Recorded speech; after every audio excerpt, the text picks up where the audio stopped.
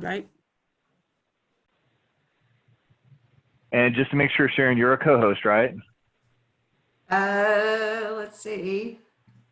Yes. Yes. Awesome. All right, then I think we are ready to get started. Guys, thank you so much for joining us today. We greatly appreciate the fact that you guys are committed to education and committed to looking at new instructors and been a part of this series that we've been doing, the Education Invitational virtually. I don't remember what number this is, but it feels like we've been together like a family for the summer, at least every Tuesday. So we're glad that you guys are here. Today is a special day because we actually have a series of presenters that have offered their time to be able to present a snippet of the best of their presentation skills. So first we're going to have Sharon Jenkins, and then next we will have James Cinco-Cock.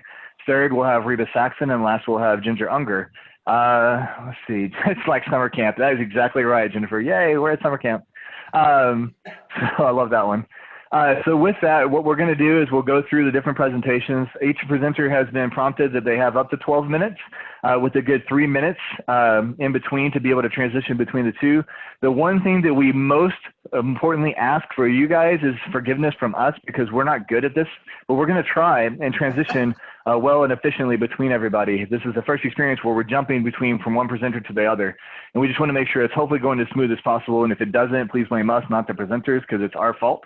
But we are going to, with that, look forward to these different presentations. Each of you should have also received the applications that they've had, as well as their instructor information that's posted on our website. So if you have any questions about that, you can ask them. You can send an email or a chat during the conversation, and we will open it up at 1:15 once Sharon is done with her first presentation. So with that, we'll go ahead and start with Sharon. So Sharon, if you want to go ahead and take it away. Great. First, I want to thank you guys for being here. It means a lot to us to have an ability to chat with you. And I know you guys' time is very important, so I really appreciate that opportunity. I'm Sharon Jenkins, and I am an associate broker at Avalar Austin. Prior to real estate, I was in corporate America. I was a chief marketing officer for various Fortune 500 companies such as AT&T Wireless and Motorola Semiconductors. These were international roles, so I moved 20 times throughout the course of my career. I bought and sold houses every time I moved, pretty much. One of those moves was international. And so I naturally, when I decided to stop doing corporate, I got into real estate because I felt like I knew how to do it already since I had been on the buying and selling side for my whole career. So when I decided to leave, I picked real estate, and it has been a perfect second career for me. I absolutely love it. And have had a lot of fun selling. I still sell, but now you mostly find me in my Zoom room where I'm teaching pretty much 5 days a week. And I've taught for several of you. I'd really love to teach for all of you, but I do a lot through the Texas Realtors channel. It's been a perfect blend of creativity and analytics.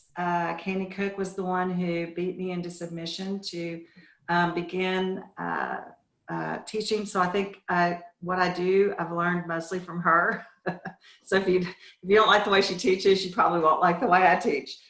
So anyway, my goal with teaching is literally to raise the bar, one student at a time. I learn every day when I'm in classes the things that people have not been taught how to do, very basic things. One of the things that I've discovered is that people do not know how to tell whether they are in a buyer's or seller's market. It breaks my heart because those are very important things for a realtor to know when you're due pricing. So I created a little mini lesson that I use in pretty much all of my classes regardless. I try to make time for this little mini lesson because it's something that they really need to know and they don't know. And I'm going to give you a little bit of that mini lesson that I use in pretty much every one of my classes.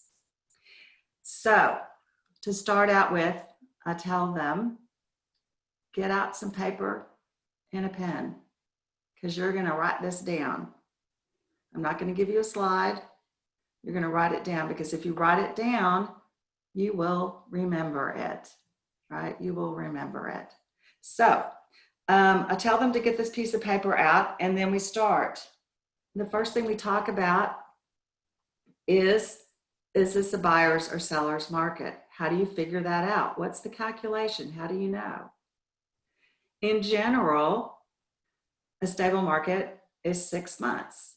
6 months of inventory is a stable market, because determining whether it's a buyer's or seller's market is all about supply and demand.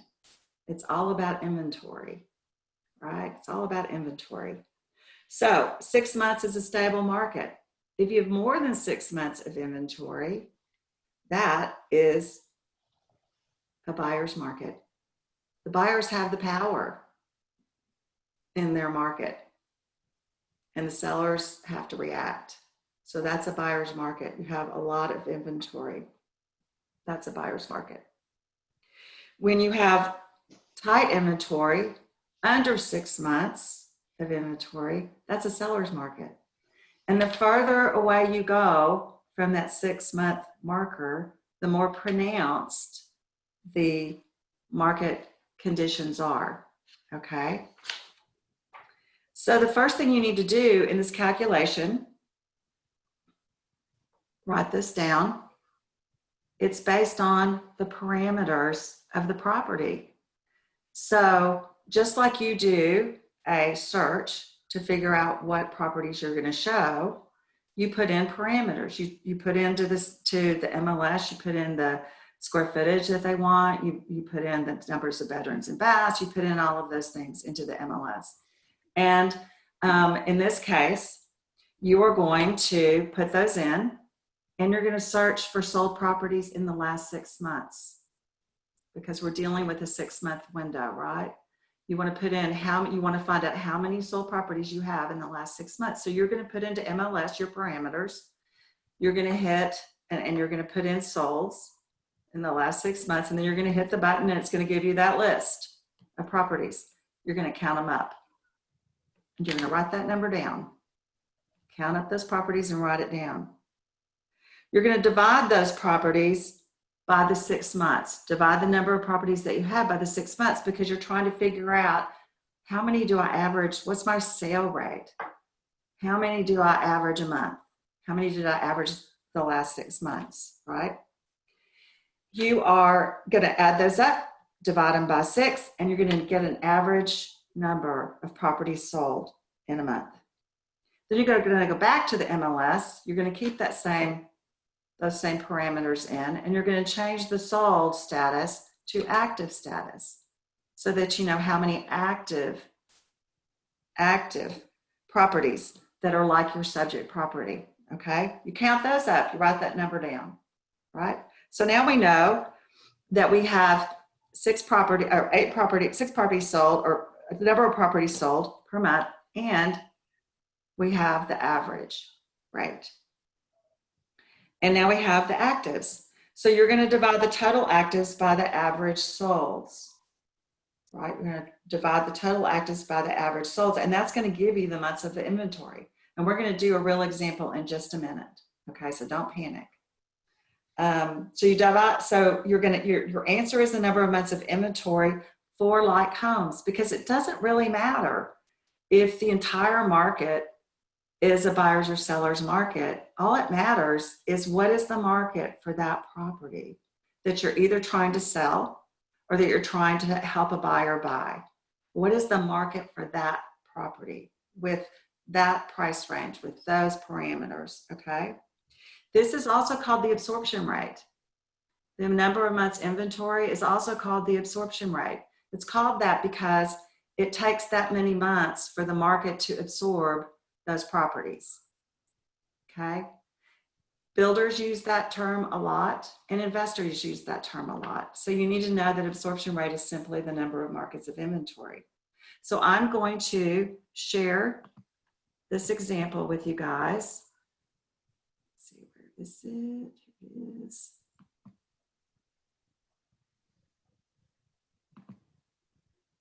Okay, can you guys see the PowerPoint?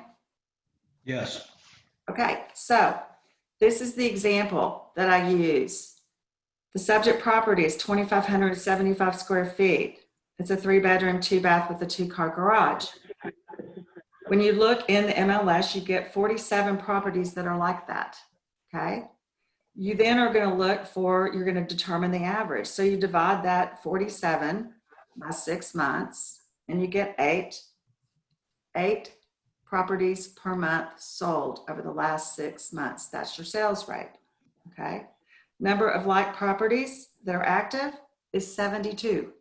I pulled all this from the MLS, 72. The number of like homes in inventory, to get that, you're going to divide that 72 by the number of sold properties per month, because you're solving for the number of months inventory you have. So you divide that 72 by 8 and you get 9. So that tells you that you have 9 months of inventory. 9 months of inventory, okay? At the rate homes are selling, it's going to take 9 months to sell all that current inventory. So that's a buyer's market because it's over 6 months, okay? All right, so I'm going to stop that. I have a few more. I have them do about 4 of these exercises. You know, I've got 4 examples that they run through because I want them to remember it. I want them to know how to do the calculation, right? It's important. So why do they need to know this? Why do they need to know this? Because it dictates how they're going to price. So if it's a seller's market, you're going to be advising your clients to get pre-approval, right? Not pre-qualification, because we all know that's different. Pre-approval is the thing you're looking for. You're going to tell your client that they're probably going to need to offer at least list price, if not more. If they end up in multiple offers, it could be more. You're going to make the first offer your best because you may not get another chance.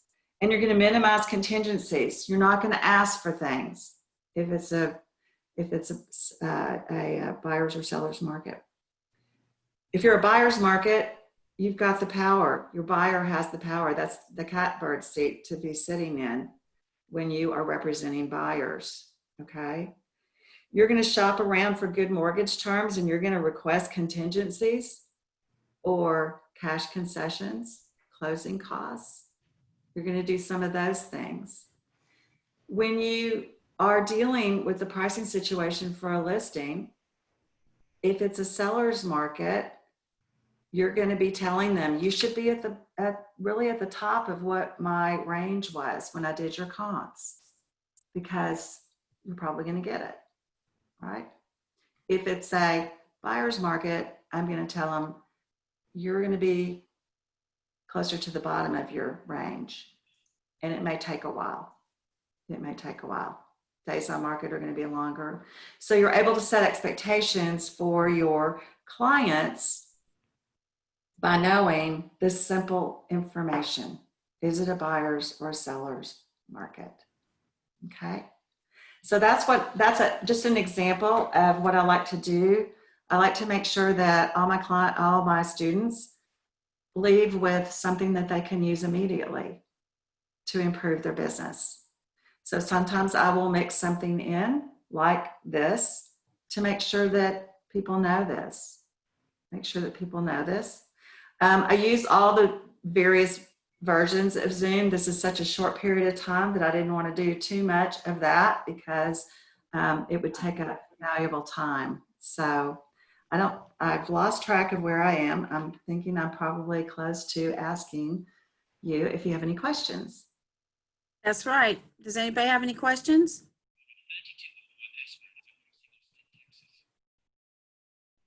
Jay, can you send us that page? Sure. Sure. Let me You me can do just it send right it now. to us and we've got the list. Okay, because I can't do it through the chat with you guys because you're not in the same chat that I'm in. I think that's the That was problem. a really good page. I liked it. Absolutely. I would be glad to send you that. It's actually, there's like 4 or 5 pages. I'll send you the whole thing that I go through with them. Again, I'm a very pragmatic instructor. My goal is for them to absolutely learn something that they can use. And I try in every one of my classes to make sure that that's what I teach. I take the topic, if it's a CE class, and I take the curriculum. Right now I'm teaching an ABR class that I've got to get back to. But when I do those classes, I make sure that I add things in that help them take the information and use it. And that's what I do. Okay. Thank you Hey, all so Sharon, much. if you don't mind before you hop off, I believe you should be able to send it through the chat feature. And in addition to that, we can also send it to our distribution list that we have with talking about the Education Invitational. So either way, whichever way works for you, just Okay, let us let know. me just do that because that way I won't take someone else's time. I don't want to do That'll that. work. Yeah, we appreciate that. Before we move on to the next one, anybody else have any other questions? Thanks, guys. Okay. I really appreciate it. Thanks, Sharon. We greatly appreciate it. All right, thank you. I'm going to exit out of here now. You got Okay. it. Thanks, Sharon. Thank you. Thank you. Thank you. Okay, next up we have James Cinco-Cock. Did you want to go ahead and share now before you get started, or do you want to jump in about how during your presentation? You're still You're muted. muted. There we go. Probably during, John. Got it. I may share it during the presentation, but more than likely I'll have you send it out. You got it. We can do that too. All right, well, you can begin whenever you're ready. Okay, well, good afternoon, everybody. Usually the first question I get is, where did the nickname Cinco come from? So we'll address that quickly. I am the 5th of 5 children. And so when I was born, they said he's number 5, and they nicknamed me Cinco, and it stuck. It's what everybody calls me, and it's even on my business card. So that's where the nickname came from. I'm a lifelong Texan. I was born and grew up in the Rio Grande Valley, and I have spent about the last 27 years actually in the Austin area in the commercial development and construction business. I sold that last year and have moved now to Houston, and am recreating that business in Houston. So I spend about half my time in Houston and about half my time in Austin.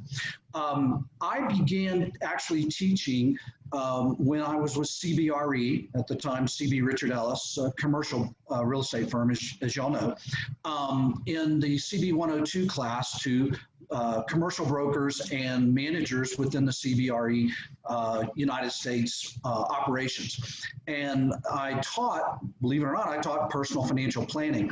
And what I learned was that the people who were there, who were junior to mid-level managers and brokers, really liked the refresher. And it was sort of a step away from all of the real estate related classes. So it was very well received. I enjoyed it very much. And when I sold my business last year, I've got some time on my hands, and I thought, well, this is something I really enjoyed doing. I would like to do it again. So I contacted John and TIR, and I said, walk me through the process of getting approved, which I have. And I am actually have a class that has been submitted for approval, and it's going to TREC now. TAR has approved it, it's going to TREC. And that class is actually geared towards residential brokers. And I know that most of the people who take these classes are residential brokers. And yes, most of my experience is commercial. What I've learned though is that there's a lot of residential brokers, one, that would like to know more about commercial, and there are ways for them to increase their revenue stream by doing that. As a developer, I used to call on land listings that were potential sites for me to build on, and a residential broker would actually have the listing. And so what I learned was many of them understand land listings and what developers are looking for, but a lot of them don't. And I think that's probably an untapped source of education for a lot of residential brokers in the state. So that's what the class is geared around. Once it's approved, I'll have John send the outline out to you. But it's all about, hey, increase your knowledge a little bit about what the commercial developers are looking for and what they do and how they think. And then if you've got land listings, you'll have a better idea of how to market it and who to market it to. And it's another revenue stream. Go out there and maybe even look for land listings. And once the objective, of course, is once they've taken the class, they're going to understand and go out and find a new revenue stream selling to developers. And you know, the land listings and commissions from that can be, as y'all know, pretty significant. I also reached out to some people and I said, what if I resurrect my class on financial planning? And that was well received. I'm also adding a component to it, and I'm in the process of finalizing the outline. I've not submitted it yet, but I will. About career management. I went through some of this recently myself. A lot of people don't think in terms of, gosh, I should keep track of my successes. I should write down that new client that I brought into the office. And I understand most of us in this business that are licensed, we aren't necessarily employees. We're commissioned real estate people. But I still want people to think about, if you join Keller Williams or you join REMAX and you're there 7, 8, 10, 15 years, at some point, there's a chance you may want to do something with a new company or a little bit different. Keep track along the way of your successes, the situations, the actions, and your results. And that's about career management. I go into some other things about adding value to the office and maybe even helping recruit other brokers. Things that really add value, as even a commissioned real estate broker adds value to the office and positions you in a better light with your company. So those are the two things that I'm working on. I've not yet taught a class for TAR, obviously very new, but those are the two classes that I'm writing and the status of each of those. And then, of course, I would like to teach the legal updates classes, and I also would like input from you. What classes do you see are very well received and maybe underserved?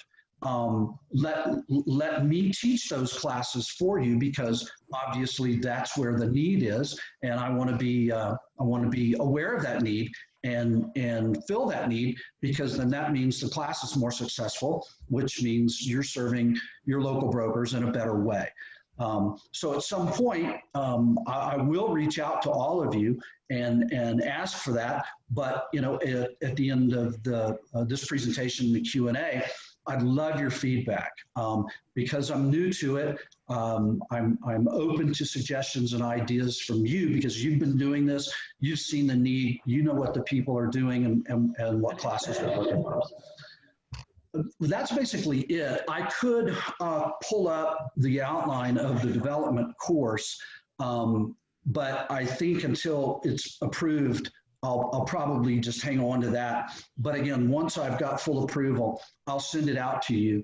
And again, if you see something there that you feel like is missing or could be improved, I really, really want to help serve you in the local associations to serve your members and be more successful with doing that.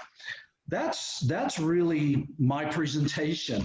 That's who I am. As I say, a lifelong Texan, graduated from the University of Texas with a business degree, and have been doing commercial real estate in sales, leasing, brokerage, development, and construction for the last, 25 years.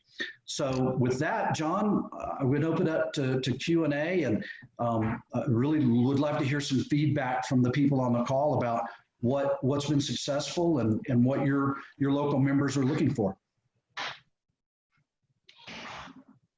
Should I unmute? You can unmute them, and you can also mute yourself if you'd like. Does anybody have any questions for Cinco? And if you would like, Cinco, I know you said that you were holding on until the course is approved, and if you want to wait, that's fine. I can also send it out to the people if you'd like at a later time so they can see it, so they know kind of what you're looking at and what you've created for us. Okay. And so we can definitely do that if you want. I know all of the training right now is going on by Zoom.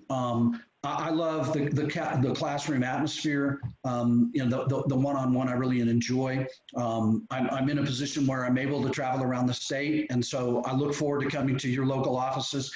And when situations improve and we're able to actually get into a classroom environment, very much willing to come to you locally, and look forward to doing that, meeting you and meeting your local people and interacting with them. Great. I appreciate it so much, Cinco. And if there are no questions for him at this time, none, I don't see any. Okay, then we're going to go ahead and transfer over to Reba. I see your picture, Reba. I don't see you, Reba. Can you see us and hear us? Here we go. I was busy trying to go ahead and post the slide deck that I'm going to be using. Anyway, thanks a lot. Yeah, no problem. Really appreciate your time this afternoon. I usually open up a class by creating a community within the classroom. I'll quickly scan the class. How many of you have been in the business less than 2 years? How many have been in 2 to 5? How about 5 to 10, 10 to 15, 15 to 20? And whenever we find the one who's been in the business the longest, we all bow down, because you have managed to make it through 20, 30 years of being a real estate agent. What's fun is say, so what does your license number start with? And the new ones are shocked that we have people with like a 1 or a 2 in classes. And I point out, see, you're gonna be in classes for the rest of your career. So I have prepared something to run through a little bit of what I offer. And okay, there we go. Am I able to share? I'm gonna, let's see if this works, because I'm trying to be. You are a co-host, so you should be able I to. am co-host. You know what? New computer, got to give it permission. No. Okay, later. Fine, it's got access. She really does do this all the time, but she got a new computer because her other one wouldn't Yeah. handle virtual backgrounds. Yeah, now I got the pretty virtual background. So here we go. This is a book I wrote about me. I am an educator. I've been a realtor since 2003, Realtor of the Year 1 year for Williamson County. Yes, I am still practicing. Right now I have the trifecta of L's. I have a listing, a lease, and a lot that are going. So yes, I am still involved actively, so I can keep in touch with what's going on in the market. I need to get this to play. Right, there we go. Here we go. Somebody's got their mic open and is doing another phone call. Can you go ahead and close that for me? Thanks. Or John, if you want to mute all, that would help. I've been a broker since 2006. I was the assistant broker for a 250 agent office. So I learned a lot about how agents get themselves in trouble and how agents get themselves out of trouble. I've been an educator in the industry since 2009. I was the educator of the year for the state of Texas. I've been an author since 2014, writing books and courses. My previous background prior to real estate is in marketing, publishing, and education. I was a high school teacher before I got in. This picture of me is my pre-COVID hair, as you can see. The courses I have authored are Agent Investor. It's kind of a different way of looking at things. It's both for agents to create their own personal portfolios, which, as I tell them, you are all real estate investors now. You may be in the planning stage, you may be in the learning stage, but you are, as a licensee, a real estate investor, and that is the 401k here, people. So you better learn about it. And here, I'm glad you're in this class. List More is the newest class I'm going to be piloting soon. It is the sales process applied to listing. I've been in sales for a really long time. I used to, get this, I used to sell for the yellow pages. I don't know if y'all know what the yellow pages were, but you learned sales. So these people don't know, many of them, if they haven't been in the sales industry before, they've never been taught the sales process. Sales process is the same. I don't care what you're selling. I don't care if it's Mack trucks, paper clips, or yourself, your services, as it would be in our case. So you've got to generate a lead, then you've got to contact the lead, get an appointment. You go to the lead, you're going to have your appointment where you're doing your needs and wants interview. During that time, you're discovering what the objections are they might have and how you're going to knock them down. You present your product, which is you. And then during that presentation, you need to have trial closes set. Little points where you ask them, do I know I'm not actually got to take care of? And then when you get to the end, how to close. You got to close them, people. You can't wander off into the weeds like, okay, up your mind. No, they need to have the confidence to close. Run it like a boss is the new course I'm teaching on business planning. What TREC says that a lot of the problem with many of these agents washing out in the first 2 years, they don't know how to run a business. They don't have the first idea. They've had a JOB before and a BOSS. So now, boom, they're running a business. They don't have any idea about, you've got to keep track. You need to have QuickBooks or something like that. You have to have goal setting. So we talk a lot about goal setting in lead generation. What are you going to try next for your lead generation? What are the various types of lead generation? Lots of information for 4 hours. And then I'm the author of Let the Seller Beware, the 32 buyer outs in the Texas real estate contract. That's probably my most popular class. It is an 8-hour CE class on the contract and all the TREC addenda. It's available on Amazon, where it has 33 reviews and a 4.5-star rating. So, you know, you can, I had a 6-year realtor do a review that said she's going back and rereading a contract that she was writing, to make sure, using that handbook. I also teach GRI classes, REBAC classes, the REBI classes. I teach accredited buyer representative, its pair, the seller representation specialist, the pricing strategies advisor. Those first two are designations, as you know.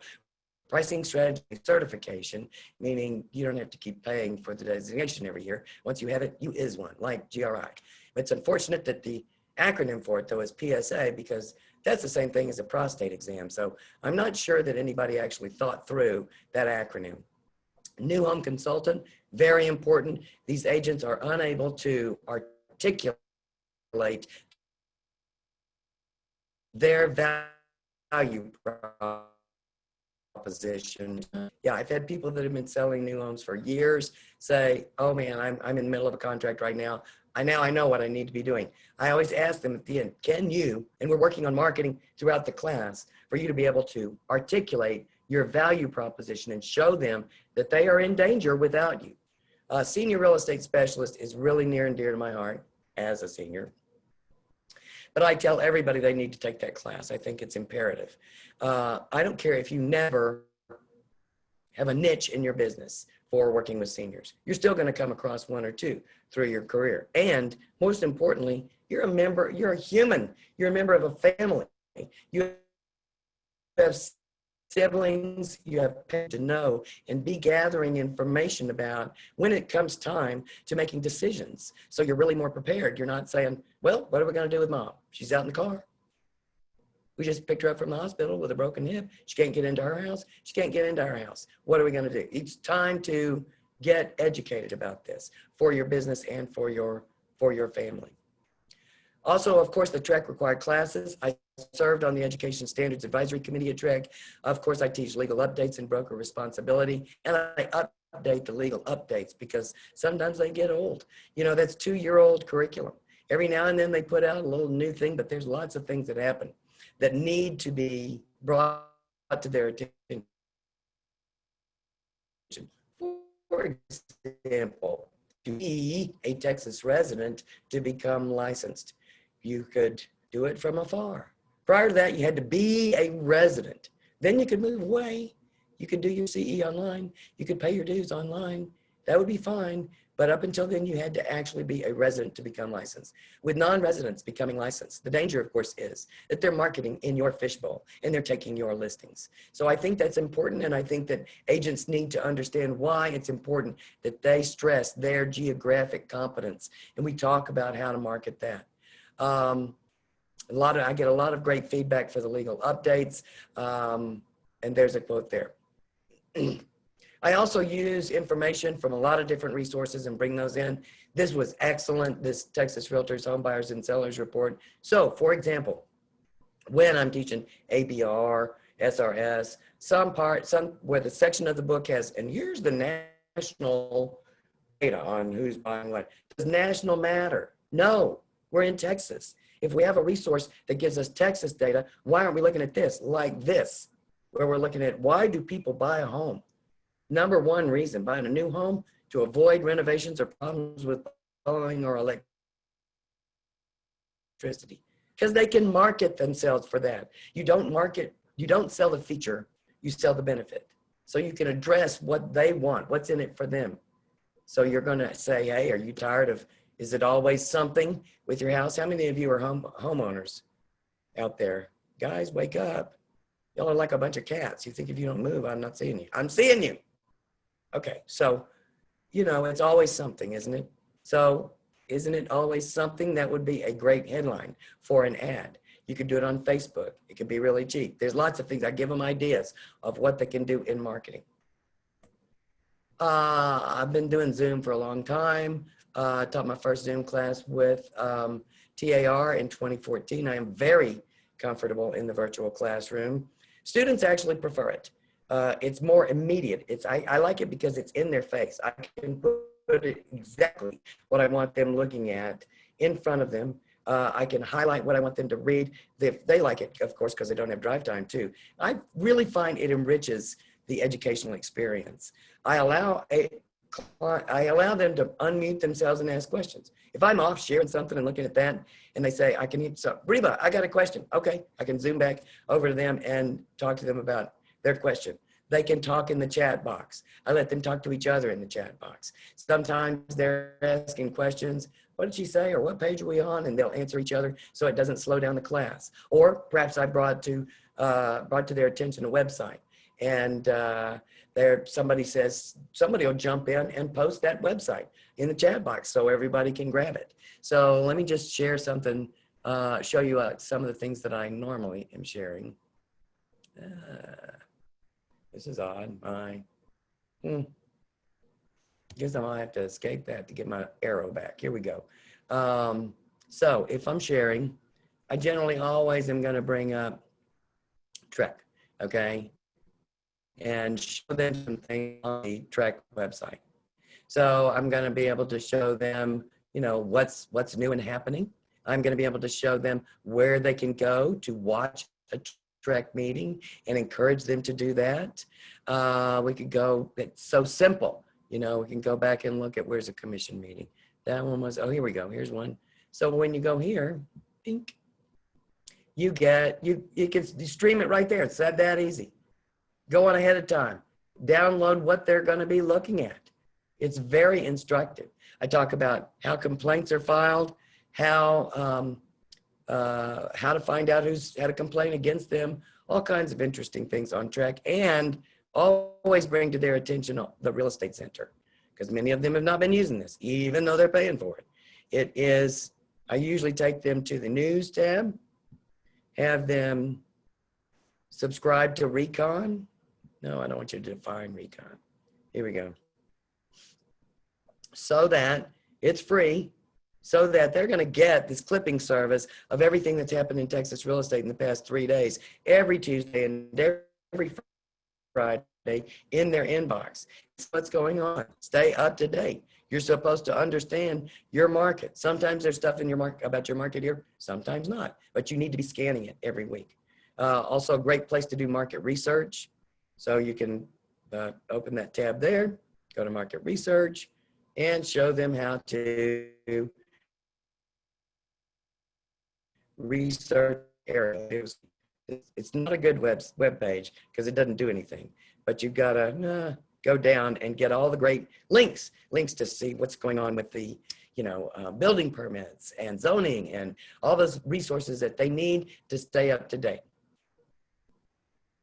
I'm going to go one more time back to my little book to tell y'all bye.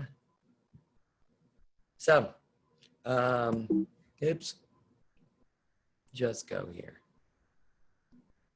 This is a great quote because I really consider that what I'm doing when I'm out teaching is increasing these people's confidence and getting them to serve the public better professionally.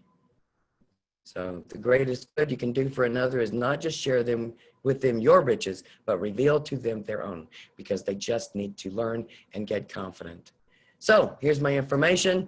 I'm available on Texas Realtors Calendar. I'm available directly for classes, consulting, and coaching. Got my phone number, got my email, and my website there. I'll stop that. And let me see if I can throw that in the file while y'all come up with any questions you may have. Thanks, Reba. I appreciate that. Does anybody have any questions There you for go. Reba? It's loading, so you guys will be able to pick that up. Okay. Oh, it's Does anybody have any it's questions for Reba? 3.68 megs. Give it a minute, Thanks, Reba. but you should be able to pull it down. If you're interested, you can email me and I'll send it to you in maybe a PDF version. Should have made that before. Okay, I'm good. Awesome. We Thank appreciate it, you. Reba. Does anybody have any questions for Reba? Any questions at all? No questions? While you're thinking about questions, Ginger, No, if I'm you want to not go hearing ahead and get anybody situated. Do we mute all? So, Deb, if you want to go ahead and make Ginger the host as we're transitioning. Okay. Awesome. Ooh, good job, Reba. I see it. Good job, Rita. Hi, guys. My name is Ginger Unger. Can y'all all hear me? Yes. So anyway, I'm primarily a commercial broker. I hold my CCIM along with GRI, ABR, SRES, FR, all kinds of things. That I also own residential property as investments. My husband and I build and develop commercial and residential properties, so I'm a little bit entrenched in the residential world as much as I am in the commercial world. I'm still practicing, I consult, I still build, we still sell, and we still list properties. So I'm out there, boots on the street, so I know what is happening out there. I feel that to be a great instructor, you need to be out there, you need to know what's going on in the market so that you can pass this on to agents that are just beginning their career, or some people are coming back after being out of the market for quite a while. And it's great to have someone that's actually keeping up with all the changes, with the contracts and all the conditions. Like I just finished a legal update 1, and a lot of the people in that class had no idea of all the changes. So that's what our job is. I'm gonna put up a poll. You guys ready? Can y'all see it? There's a gray bar on the right-hand side that you can take your cursor and run down to move it down to the next question. And these would be questions I would be giving the agents when they come in my class to ascertain how long they've been in the business. Are they brokers? Have they done commercial deals? So I can just get an idea of who my audience is and which way to move the class. Because some classes I have people that are very experienced, and some classes I have some where they're less than 2 years. So, you know, you've got to shift your class to the audience, in my opinion. We got a ways to go, guys. There's about 20 of you.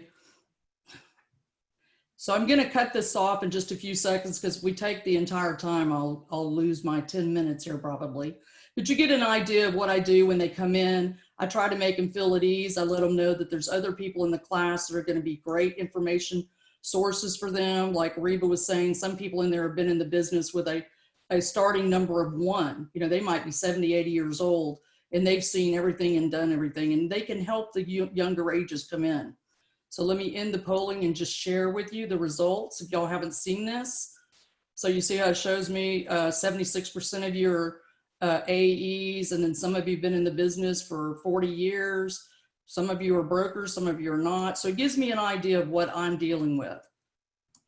All right, I'm going to try to put up my PowerPoint. And I want y'all to know it's storming where I'm at in the hill country. So everybody say a little prayer that it's going to come up okay. Let's see.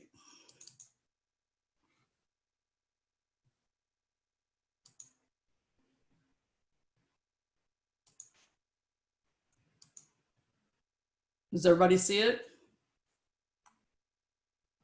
Okay, great. All right, if you want to take a snapshot of this, Reba did a much better job than I did of putting all of her information on there. I already teach for quite a few of you, but of course I would like to teach for any and all of you if you would like to have me. These are some of the classes that I'm already instructing: ABR, GRI, all three of them, SRES, SRES I've been qualified to instruct. I'm waiting on one of you guys. I teach SFR, Legal Update 1 and 2, and I'm one of the 3 instructors that actually teaches the commercial version.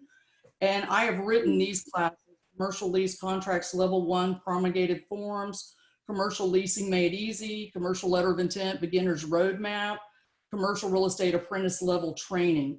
I also handle the commercial insurance, what's covered, understanding the 1031, and here's another class I wrote, Commercial Leasing Strategies. And then I teach the Discovering Commercial Real Estate. Commercial Complexity seems to be a really good class that people like. I do the new home construction because I am a home builder and I understand it on both sides. And then investment classes, I teach those because we are investors. We have flipped houses, so I have a very good training on that. And then this seems to be a favorite class: Doing Business as Usual Will Not Keep You Relevant. I teach them all the new marketing things that are out there, and they seem to really like that class. All right, any of you feel like this in the morning? I get some of my students, they come in and they forgot there's going to be a camera and they totally freak out on me. And I tell them, don't worry, you can take 5 minutes, go brush your hair and come back. So I just kind of do it as a little joke for them to kind of relax and let them know not everybody knew they were going to be on camera. All right, here's one of my PowerPoints on commercial complexity. So I start talking with them immediately about what is different in the commercial world that's in the residential world, because I want them to understand there's a complete difference. Our transactions take much longer than a residential transaction. You have to have different marketing websites to use. It's a whole different expense that they're not used to. And I want them to know this is what you're going to be dealing with. And a lot of them had no idea.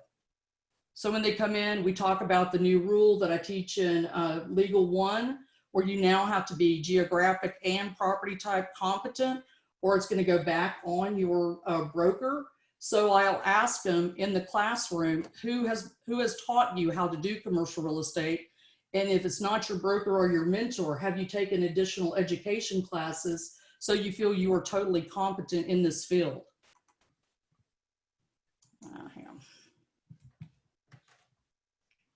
All right, and then the terminology. This is the one thing I get the most questions about. They don't understand the terminology. So when they call other brokers and start asking questions, they feel foolish. So I try to teach them some base knowledge so that they can at least make a phone call and be able to understand what the broker on the other side is telling them. So 1031 exchange, I know that sometimes we hear that in residential, but you're going to hear it a lot more in commercial. I talk about tree ordinances and entitlements, the rollback taxes, and the sell leaseback tax, sell leaseback. And of course, we go into great detail. I'm just rushing this up for you guys. And then the facts about us, and I'm sure Cinco will agree with me. Average age is 59 and above, although me and Cinco are much younger than that. I'm sure you could tell by looking at us. Next thing, it's 75% or more male in commercial industry, although the women are climbing. And then 49% of the real estate brokers are real estate brokers that work in the commercial field. They're mostly brokers. And then 66% hold a bachelor's degree or higher. A lot of them have come out of construction, the finance department, development. There's all kinds of backgrounds that commercial brokers come out of. And then the average day, I try to give them an idea of what a commercial broker does in an average day. We call on building owners, we call on tenants, we're reviewing lease abstracts, we have an office buildings under contract, we have to go look at all of the documents that go to that, we have to make sure our deadlines are met, then maybe we're drafting analysis to present the IRR on the office building to the buyer.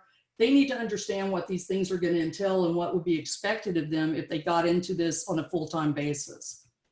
Now, this is something that I use about halfway through the class. This is a millionaire game. So I kind of ask them the different questions as we've been going over the class, and we play a game. I found a way to make it work in Zoom. I actually use the chat feature. I put them in groups, and they love this because they're engaged and they can actually, play against each other. They really tend to like this. I also use Kahoots. I don't know how many of you guys have seen the Kahoot game, but I use that a lot for reviews. And then I do a lot of different games with the chat feature. I put them in breakout rooms, so they're totally engaged through the entire class. So they don't have to, I have a lot of students that tell me that they really don't enjoy just being talked to for 4 straight hours. They want some interaction, they want some engagement, and I try really hard to make sure I do that in my class. John, how am I doing on time? You got about 5 minutes. Oh, 5 minutes. Okay, I'm going pretty fast then. All right, so when we get to these documents here with the sell versus buy analysis, I actually have documents that I send to them where they can look at a spreadsheet and go down it line by line. So they'll have an understanding of what I'm talking about. I don't just throw up the slide and hope they're going to figure it out. I actually try to sit and break it down for them.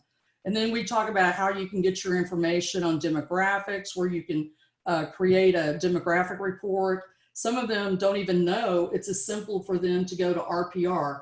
I will say that RPR is not as extensive as Site to Do Business that we use with CCIM. And I try to make sure that they know it might be as collective of a demographic that their clients are looking for. And I try to teach them things if they're going to get into this business right away, some things they can do that won't cost them a lot of money right up front.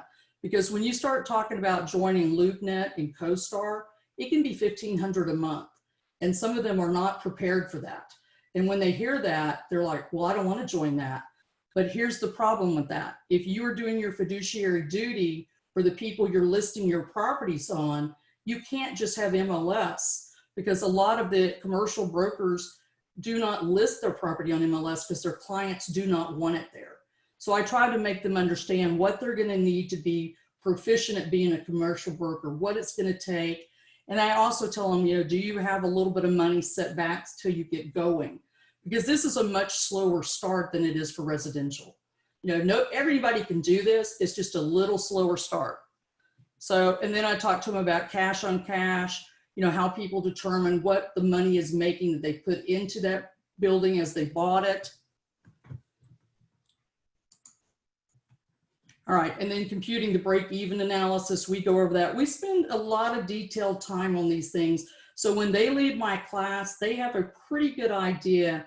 Do they want to move forward with a commercial transaction? Is this something they want to do? Or they want to stay with residential and maybe refer this business out? I've had a lot of my agents at the end say, after I've discovered all of the funds that it's going to take me to get going in this, I may just stick with referring the business out. And that's fine if that's their decision.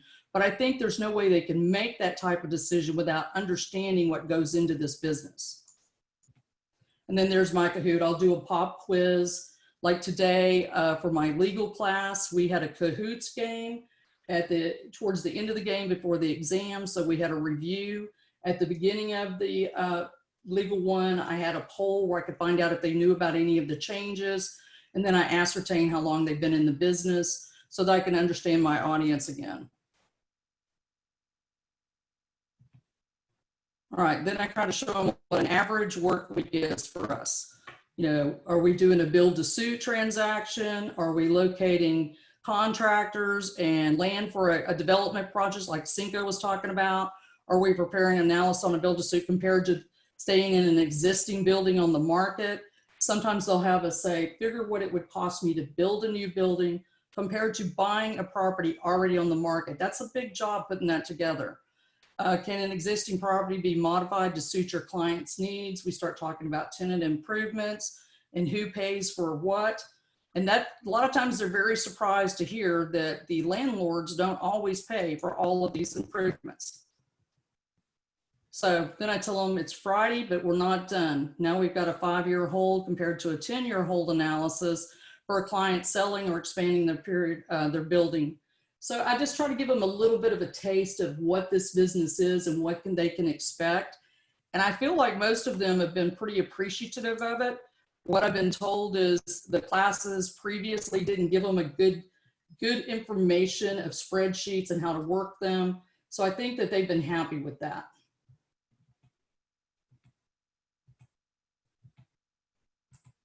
All right, and then we go into the ground leases.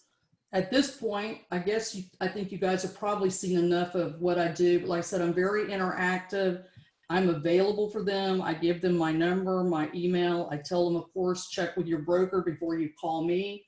But I have a lot of them call me and say their broker never answers the phone. So I will try to help them if they tell me that. So do I have any questions from you guys? No? John? Any questions? Any questions at all? Okay, so what we're going to do now, Ginger, thank you for your time. Cinco, Reba, and Sharon, when she was here, thank you guys for participating in today's speaker showcase. What we're going to do is I'm going to send an email out to the audience, and it'll be just a brief survey that they can actually provide some kind of a feedback, because obviously they've been very busy and very attentive to what you guys are saying. But if they have anything additional they would also like to include, they can do that. And guys, I'll make it either anonymous or you can put your name, your choice. But I know any presenter always likes feedback of any capacity. And so we want to provide that opportunity. Today was kind of rapid fire and surprisingly went fairly smoothly. I thought it was going to be kind of crazy. So thank you guys for your patience as we were transitioning from different instructors and trying this first initiative. But we would like your feedback as to the event, as well as also for the specific instructors. So with that, we can go ahead and conclude this event. We will have a recorded session we will send out to you guys if you want to go back and revisit it, or maybe show snippets of it to your board of directors if you like, or whatever it might be to make scheduling opportunities available. We'll make sure and reiterate the contact information of the presenters that were here today, and obviously also send out the brief survey just to garner your feedback regarding this experience. So with that, unless there are any other questions, I think that we are good. So thank you guys so much for your time. We greatly appreciate it. We hope y'all have a good one. Bye. Before everybody goes, Yeah. Thank you. before you go, Hold on, Deb. Yeah. I just wanted to let you guys know, so you're getting this early on, and I think Vicki has her hand up, but I wanted to let you know that the executive board did vote to have our conference be virtual this fall. So you're in the know. You're not the last to know like you normally feel like you probably are. But anyway, we'll be having more information coming out. So that's not something to actually broadcast, but I did want to let you guys know that, okay? Thank you, guys. Thank you.